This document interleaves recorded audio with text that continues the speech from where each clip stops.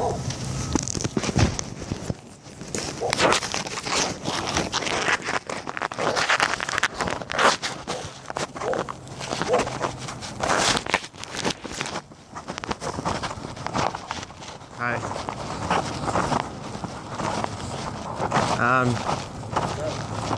I'm doing like, a documentary kind of on like homelessness in Modesto, so I was wondering if you wanted to answer some questions. Sure. Do you mind if I ask you how you became homeless? No, it's Okay. I lost my job. I was working up in Sonora hospital. Okay. So how did all that happen? They closed the hospital? Or? Yeah. Okay. Working on the psych unit at the county hospital. They just kept running the red too long, and the county closed the hospital. Okay. Yeah. So when you try to find other jobs, what happened? Well, I'm too old. I was real close to retirement, and so I just took early retirement. I'm waiting for my first, second, or third, then I won't be homeless. Okay. Yeah. What do you think the city could do to help that issue so that there's less homelessness in Modesto? I don't know about less homelessness, but there's the shelters and stuff, but they got their own problems. Like this park's supposed to be closed, right? Yeah. So they shut off the water, they lock the bathrooms. So if we're here after 10 o'clock, they ticket us. They say it's not illegal to be homeless, but there's no place they can tell us to go. If you have a dog or I'm with a woman that has a young child, she can't get into any of the shelters, it's too young. Right. What about families, So something open for them and something for, single men, single women. Women who are abused can go to the Haven, but, she's not. So that's a very needed program. I've been in touch with CPS to try to get them into a shelter. But, there's a 2-year-old over there sleeping. So, yeah. Oh. Because I ran it for City Council, District 4, a couple years back, believe it or not. So my name's Ryan Schambers. I was the youngest person to ever run for City Council in Modesto. And when I ran, one of my biggest issues was homelessness, and I came up with the idea of a homeless park. And it was very, very controversial, and I just happened to pick La Loma as the area, and I said it, there could be other areas, where it could be, but that happened to be where all the rich people were, so it was very controversial, and I even brought it up to the city council, a couple times about how basically I feel like the homeless keep being moved, and there's no permanent place where they're allowed to be, and then they didn't really have anything to say to that. Like, do you remember the water tower that used to be downtown?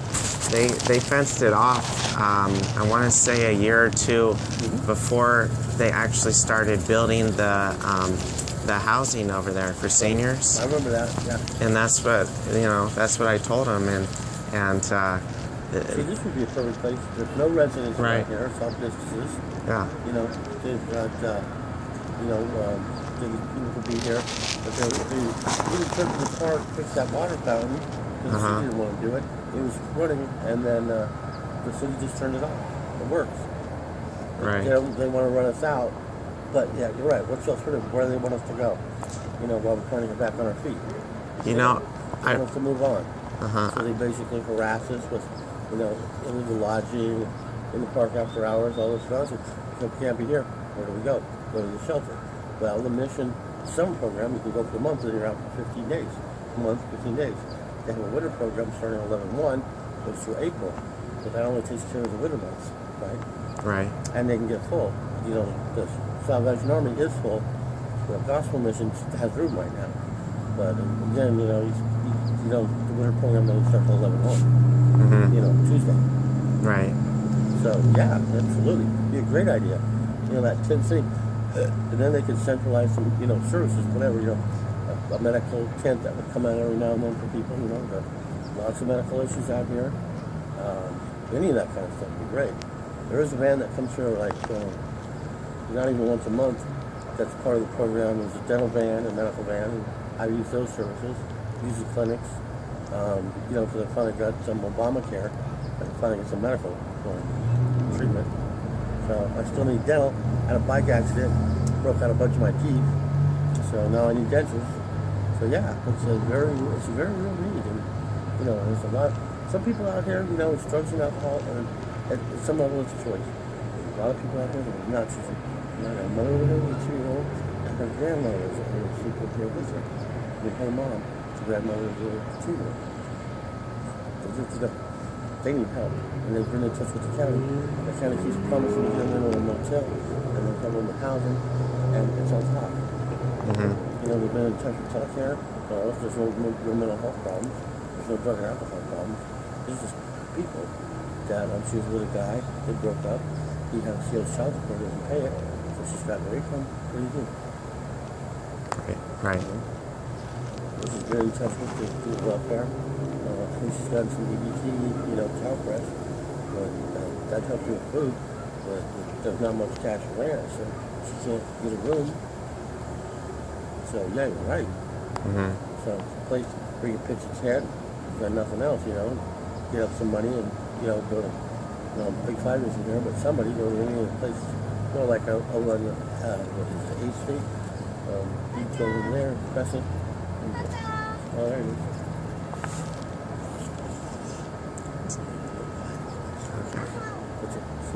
Yeah. And what does he do? and what do you think could be done to raise awareness for these issues? Great idea. You know, to know that, you know, yeah, okay, the homeless do go there a lot, but you know, we should just bring up, we should just a couple times a day.